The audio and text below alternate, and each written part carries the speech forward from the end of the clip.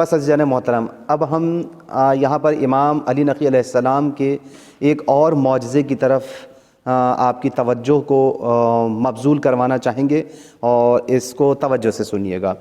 تو دیکھیں، متوکل مسلسل یہ کوشش کر رہا تھا کہ امام علی نقی علیہ السلام کو عوام کے سامنے ذلیل کرے، اور اس طریقے کا رویہ اختیار کیا جائے کہ پبلک کے بیچ میں، پبلک کے درمیان، لوگوں کے سامنے امام علیہ السلام کا مقام و مرتبہ نیچے آ جائے۔ اور اس کے لیے اب اس نے ایک نئی پلاننگ تیار کی کہ ہو کیا، دربار سجایا، اور دربار سجانے کے بعد اس نے یہ حکم کر دے دیا کہ دیکھو، جب فرزند رسول امام علی نقی علیہ السلام جب دربار میں داخل ہوں تو کوئی بھی ان کی تعظیم کے لیے نہ کھڑا ہو۔ توجہ کیجیے گا، کیا حکم دیا کہ کوئی بھی شخص ان کی تعظیم کے لیے نہیں کھڑا ہوگا۔ سب نے کہا ٹھیک ہے، اور اس نے غلاموں کو یہ حکم دے دیا تھا کہ دیکھو، جب امام علی نقی علیہ السلام دربار میں داخل ہوں گے تو تم ان پر حملہ کر کے انہیں قتل کر دینا۔ یہ اس نے آرڈر دیا ہوا تھا۔ اب یہ ایک طریقے سے جال بچھایا، پلاننگ کی ہے اس نے پوری، کہ ان کا تعظیم بھی نہیں ہوگی، اور کوئی پردہ نہیں اٹھائے گا ان کی تعظیم کے لیے، اور نہ ہی کوئی اپنی جگہ سے اٹھے گا۔ اب دیکھیے قدرت کا کرنا کیا ہوا۔ یہ سمجھ رہے تھے کہ اختیار ان کے ہاتھ میں ہے، اگر انہوں نے دربان کو روک دیا ہے پردہ اٹھانے سے، تو ان کے ذہن و گمان میں بھی نہیں تھی یہ بات، ان کے وہم و گمان میں بھی نہیں تھی یہ بات کہ پروردگار عالم یہ نمائندہ پروردگار ہیں، یہ منصب الہی پر فائز ہیں۔ یعنی متوکل سوچ بھی نہیں سکتا تھا، اس نے اپنی طرف سے یہ پلاننگ کی ہے کہ امام کی عزت کو گھٹا دیا جائے لوگوں کی نگاہ میں۔ لیکن اب دیکھیں عزیزان محترم، جیسے ہی امام علیہ السلام دربار میں داخل ہوئے، قدرت کا انتظام دیکھیے پروردگار عالم نے کیا کیا۔ جیسے ہی آپ تشریف لائے، ایک تیز ہوا چلی اور پردے سائیڈ میں ہو گئے، پردے اپنی جگہ سے اٹھ گئے، اور امام علیہ السلام دربار میں داخل ہوئے۔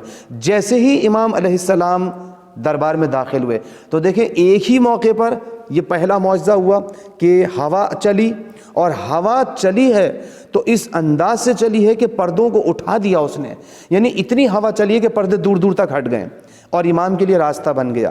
جب امام کے لیے راستہ بنا تو پہلا معجزہ یہ ہے کہ ہوا کا چلنا، کہ جس وقت ہوا نہیں تھی وہاں پر موجود لیکن ہوا آئی۔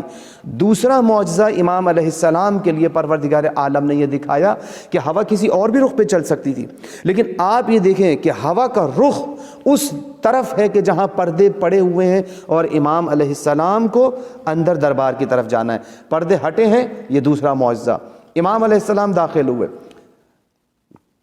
توجہ کیجیے گا، متوکل نے کیا آرڈر کیا ہوا تھا کہ تعظیم کے لیے کوئی نہیں اٹھے گا، لیکن آپ دیکھیں یہ ہے منصب الہی، یہ ہے پروردگار کے نمائندے، یہ ہیں آل رسول، یہ ہیں نبی کریم صلی اللہ علیہ وآلہ وسلم کے برحق جانشین، یہ ہیں دلبند علی، یہ ہیں فاطمہ زہرا سلام اللہ علیہ کی جان، یہ ہیں مولا امام حسین علیہ السلام کی شان، یہ ہیں امام حسن علیہ السلام کی کا مان۔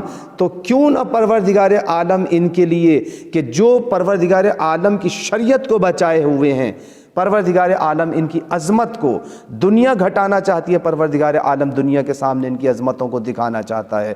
تو آپ دیکھیں کہ متوکل نے اس موقع پہ یہ آرڈر کیا ہوا تھا کہ کوئی تعظیم کے لیے نہیں اٹھے گا، لیکن روب و دبدبہ ایسا قائم ہوا کہ سب کے سب اپنی جگہ سے کھڑے ہو گئے۔ نہیں، سب سے کس طریقے سے کھڑے ہوئے ہیں؟ سب سے پہلے خود جس نے روکا تھا متوکل اپنی جگہ سے کھڑا ہو گیا امام کو دیکھ کر، ایسا اس کے اوپر روب و دبدبہ طاری ہوا۔ جیسے ہی دربار والوں نے اسے کھڑا ہوتے ہوئے دیکھا تو کس کی مجال تھی کہ بادشاہ کھڑا ہو اور رعایا کھڑی نہ ہو؟ سارے کے سارے وزیر، جو چاپلوسی کرنے والے وزیر تھے، وہ سب کے سب کھڑے ہو گئے، اور وہ غلام کہ جنہیں یہ حکم دیا گیا تھا کہ کوئی بھی اپنی جگہ سے نہیں اٹھے گا، وہ سب بھی اٹھے، اور اس کے ساتھ کہ جنہیں یہ آرڈر دیا ہوا تھا کہ وہ امام کو قتل کر دیں گے، لیکن آپ دیکھیں کوئی شخص تلوار لے کر آگے نہیں بڑھا۔